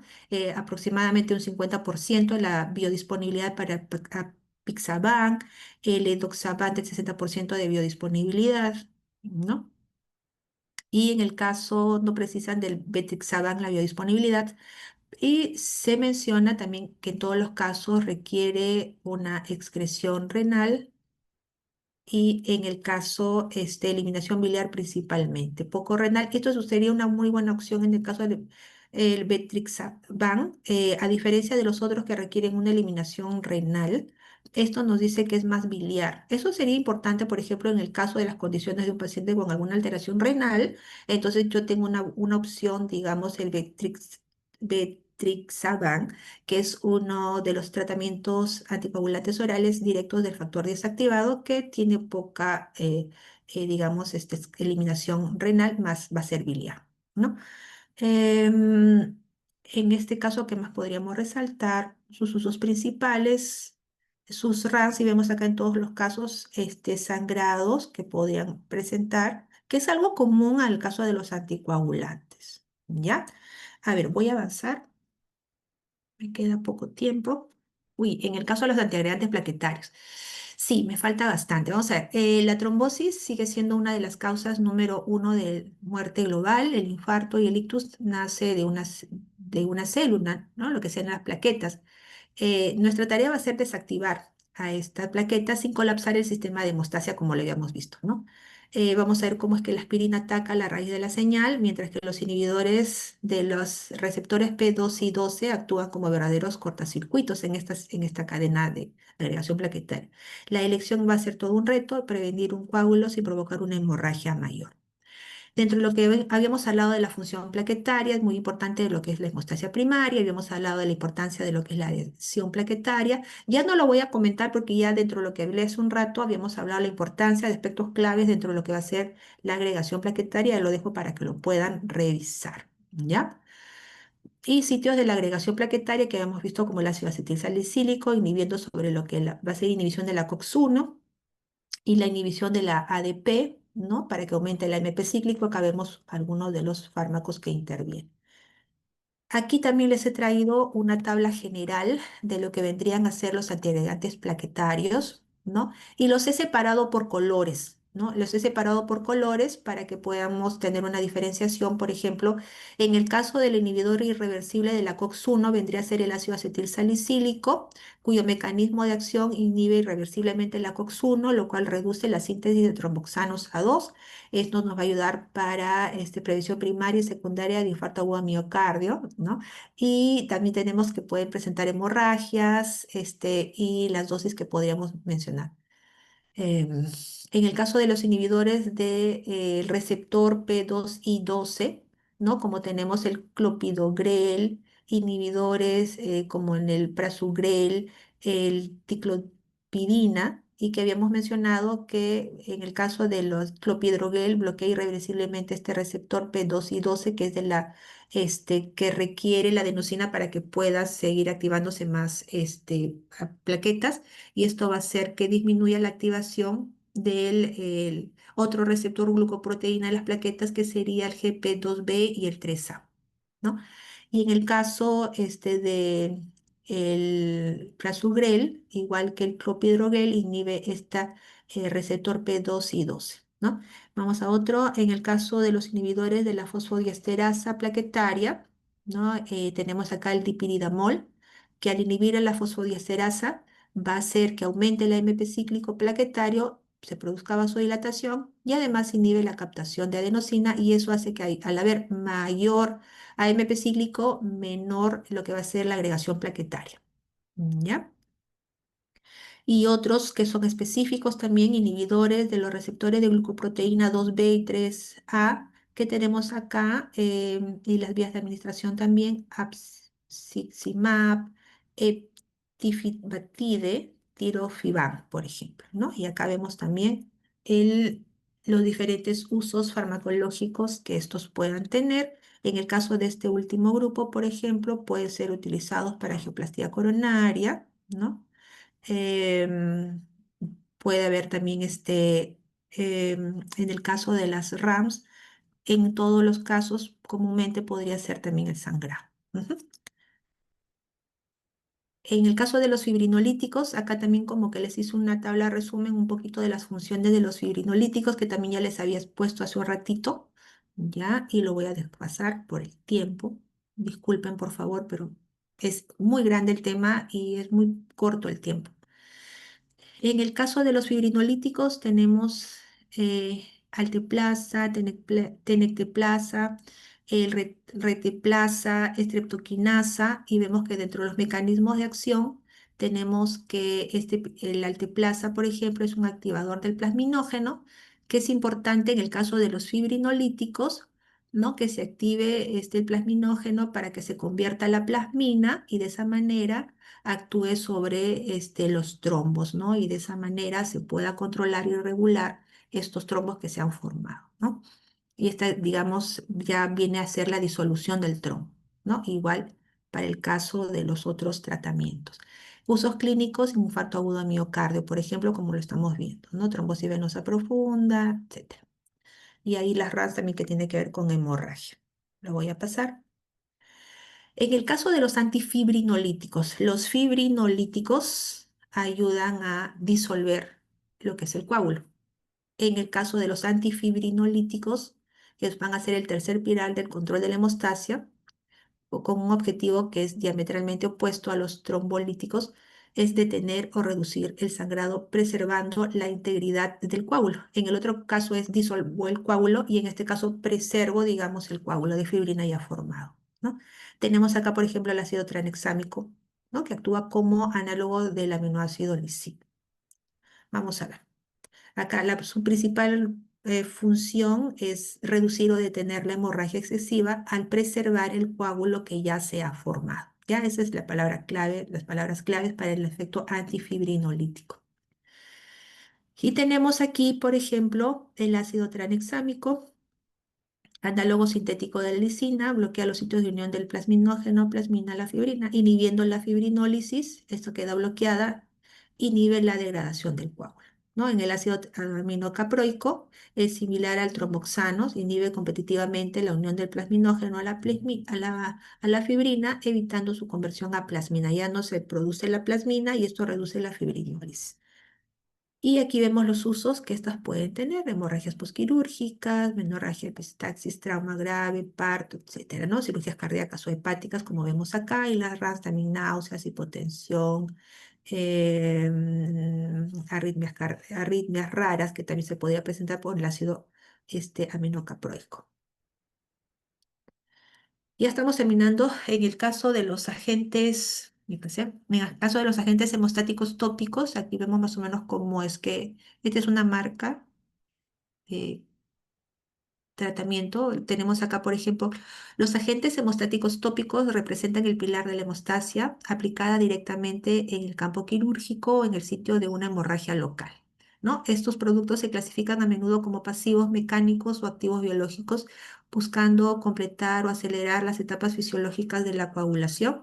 Y ahí tenemos a estos: la gelatina absorbible, colágeno microfibrilar, la trombina tópica. Y aquí vemos los mecanismos de acción. En caso de la gelatina absorbible, actúa como matriz física que promueve la agregación plaquetaria y retiene el coágulo no absorbible y no tiene actividad enzimática.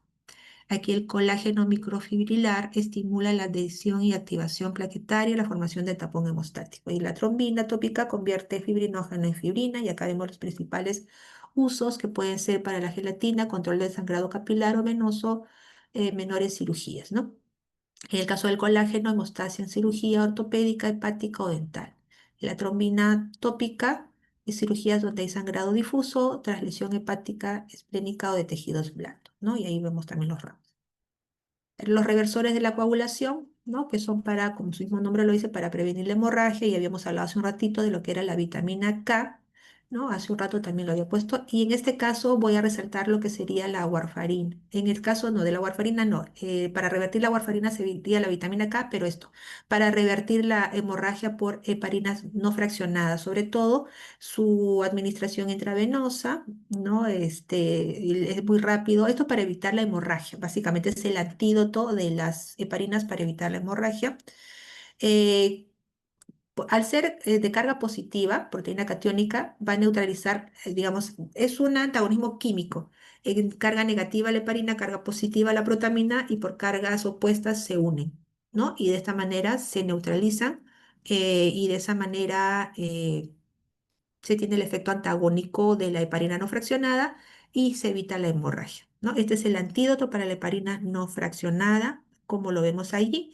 Y se había mencionado que para poder antagonizar a la heparina, 100 unidades de heparina no fraccionada, se requiere de 1 miligramo de la protamina. Y ya con esto estamos casi terminando. La hemofilia, hemos hablado de los trastornos dependiendo del tipo de hemofilia que ésta fuese. En el caso de la hemofilia A, es causado por la deficiencia del factor 8, y la hemofilia B por carencia del factor 9, ¿no? Y hay concentrados, ¿no? Que traen estos factores de los cuales carecen el paciente, concentrado del factor 8, concentrado del factor 9, que lo vemos aquí ya puestos, ¿no? Digamos, cómo es que actúan, cómo es que se administran intravenosa, el inicio del efecto, o en este caso la vida media de 8 a 12 horas, ¿no? Y para el factor 8 activado y 9 activado, ¿no? Ahí también hemos puesto algunas RAMs que tienen que ver con reacciones alérgicas que podría presentarse, ¿no? Y bueno, hasta ahí lo voy a dejar para que ya puedan leer. Bien, vamos a ver qué más tenemos. Listo. Entonces, como vemos, y disculpen por favor el tiempo, ha sido muy corto para todo esto, lo he dejado y tengo ahí las tablitas en resumen para que también lo puedan revisar con bastante y más calma. Decir que cada fármaco que actúa sobre la hemostasia representa una herramienta poderosa, como lo hemos visto. Saber cuándo usarlo y cuándo no es la diferencia, lo que va a diferenciar al médico que conoce la farmacología del que verdaderamente la comprende. Así que eso sería todo, chicos. No sé si hay alguna pregunta. Uy, lo saqué sin querer. Muy bien. Voy a pasar rapidito, ya